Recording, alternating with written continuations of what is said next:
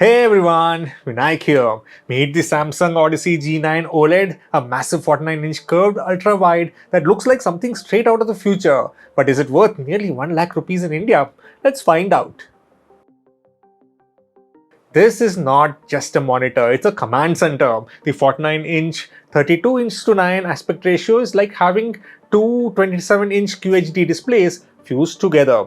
The curve is 1800R, wrapping around your vision for full immersion. It's big and moderately heavy and it demands desk space. So you make sure you got the room for it. With a resolution of 5120 by 1440, a super ultra wide 32:9 aspect ratio, it is a very wide screen. Also, the 1800R curvature makes the monitor not too curved, but that also makes it need more space horizontally.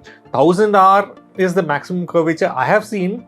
R stands for the radius of curvature. The curve allows for better visibility for corner items. As it peeks into your peripheral vision, it allows for more immersion. The build quality is excellent with a mix of plastic and metal. We have the option to adjust the monitor height and tilt. No portrait mode as this is outrageously wide monitor.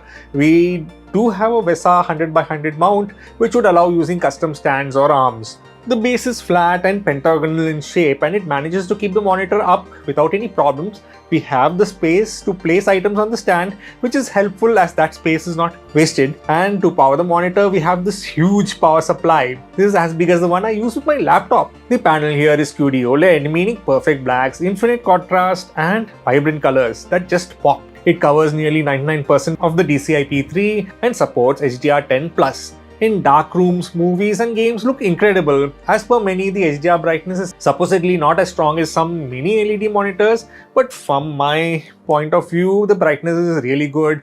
Eye-searing good, especially in HDR. And highlights and colors and contrast looks great. Connectivity, we have one HDMI 2.1 port, DisplayPort 1.4, mini HDMI which they have not provided a cable for. On the right we have three USB-C ports. First is for the service and or connecting peripherals and the lowest one is for connecting to a PC as a USB-C hub. The USB-C port does not allow for display input. That's also surprising, but also does USB-C allow for 240Hz refresh rate?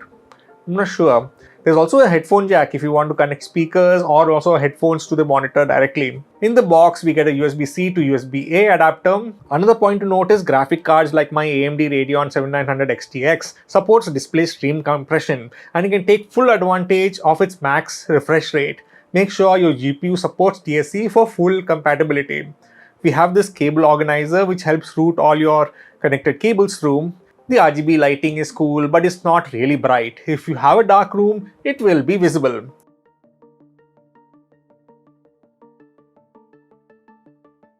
We can also connect two inputs and have them side by side as if you are using two monitors separately. So you could also have a PlayStation connected to one side and the PC on another, or you can also have two separate PCs connected to the same monitor.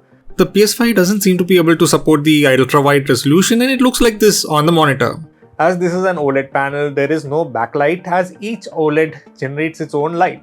So there is no backlight bleed. Also, it doesn't have the bloom problem as we would with the mini LED. For gamers, this thing is a beast. You get the blazing fast 240Hz refresh rate, near instant response times at 0.03 milliseconds and FreeSync Premium Pro support. Motion clarity is buttery smooth and the sheer width gives you peripheral vision you just don't get on standard monitors. But not every game supports 32:9. In some titles, you will either get black bars or stretched UI elements.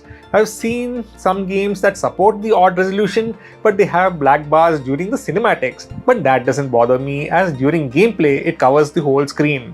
Being able to see more on screen while playing is a plus. I did see a fisheye effect where the objects look closer on the edges, but when you turn around it is a bit more of a distance away. That's how games render to cover the entire screen, like we see here in Last of Us Part 2. There are games like Returnal which covers the whole screen quite well.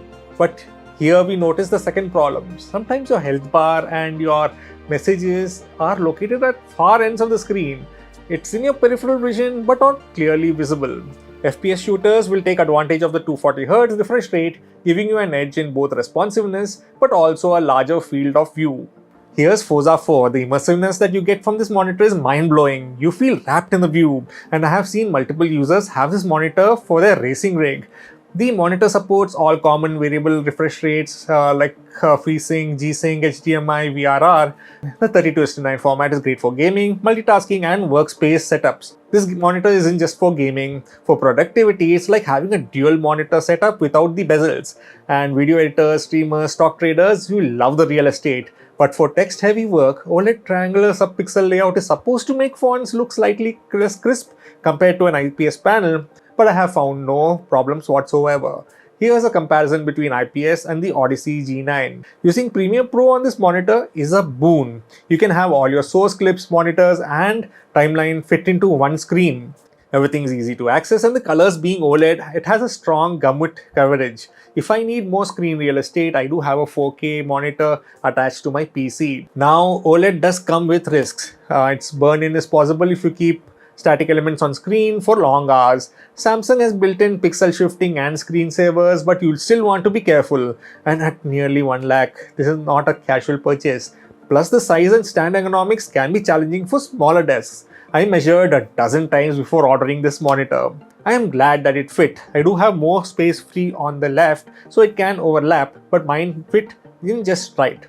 Backlight bloom is another mini LED problem, but it looks clean on OLED. The reflections are handled moderately well, as you can see here. There is a model which has Tizen OS built in with streaming apps and also provides a remote, but this model which I have doesn't, which at this price it should have. And it doesn't even have speakers. So should you buy the Odyssey G9 OLED? If you want one of the most immersive displays ever made for gaming, for content creation, or just to flex your setup, this is a showstopper. The picture quality, the smoothness, the wraparound feel, it's unmatched.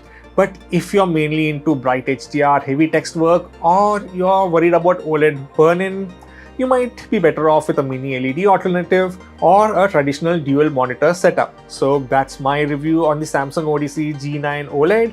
What do you think? Dream monitor or overpriced gimmick?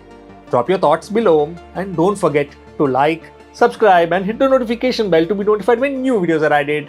Thank you for watching and see you all next time.